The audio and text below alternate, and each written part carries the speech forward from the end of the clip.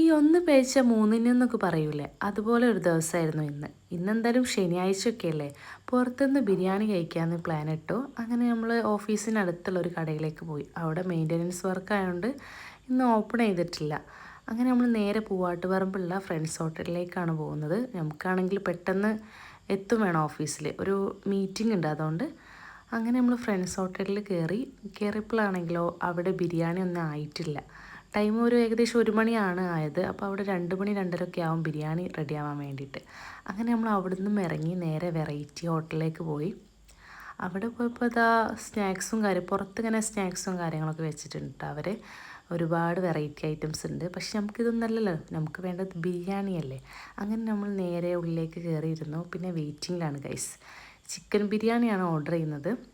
Finally biryani എത്തി. ഞാൻ full biryani order ചെയ്തു. ഞാൻ എപ്പോഴും ഹാഫാണ് കഴിക്കാറ്. പക്ഷേ ഇത് അധികം ക്വാണ്ടിറ്റി ഒന്നുമില്ല, ഒരാൾക്ക് കഴിക്കാൻ പാകത്തിനുള്ളൊരു ക്വാണ്ടിറ്റി ഉള്ളൂ. പിന്നെ നല്ല ടേസ്റ്റ് ഉണ്ടായിരുന്നു കേട്ടോ. പിന്നെ ചിക്കൻ ലെഗോൺ ആയതുകൊണ്ട് കടിച്ച് പറിച്ചിട്ട് കിട്ടുന്നില്ല. കുറച്ച് കഷ്ടപ്പെട്ട് ഞാൻ എങ്ങനെയൊക്കെയോ പറിച്ചുണ്ടാക്കി. അങ്ങനെ പിന്നെ അവിടുന്ന് ഇറങ്ങി. പിന്നെ ഈവനിങ് ആയപ്പോൾ ഞാൻ കുറച്ച് ലിക്വിഡ് ഐറ്റംസ് വാങ്ങാൻ വന്നു. ഈ ഷോപ്പ് വരുന്നത് കൽപ്പള്ളി കഴിഞ്ഞിട്ട് ചെറുവട്ടൂർ റോഡിലേക്ക് പോകുന്ന ആ വഴിൻ്റെ നേരെ ഓപ്പോസിറ്റാണ്. അവിടെ ആയിട്ടൊരു ടീ ഷോപ്പ് ഉണ്ട്. കുറച്ചായിട്ടുള്ളത് സ്റ്റാർട്ട് ചെയ്തിട്ട് തോന്നുന്നു. എൻ്റെ ഹസ്ബൻഡ് ഇവിടെ നാട്ടിലുണ്ടെങ്കിൽ ഇവിടെയൊക്കെ പോയിണ്ടാവും. എന്താണെന്ന് വെച്ചാൽ നാട് നീളെ ചായ കുടിക്കുന്ന പണിയാണ് അതിന്. പിന്നെ ലാസ്റ്റ് പെഷിൻ്റെ കടയിലെത്തി.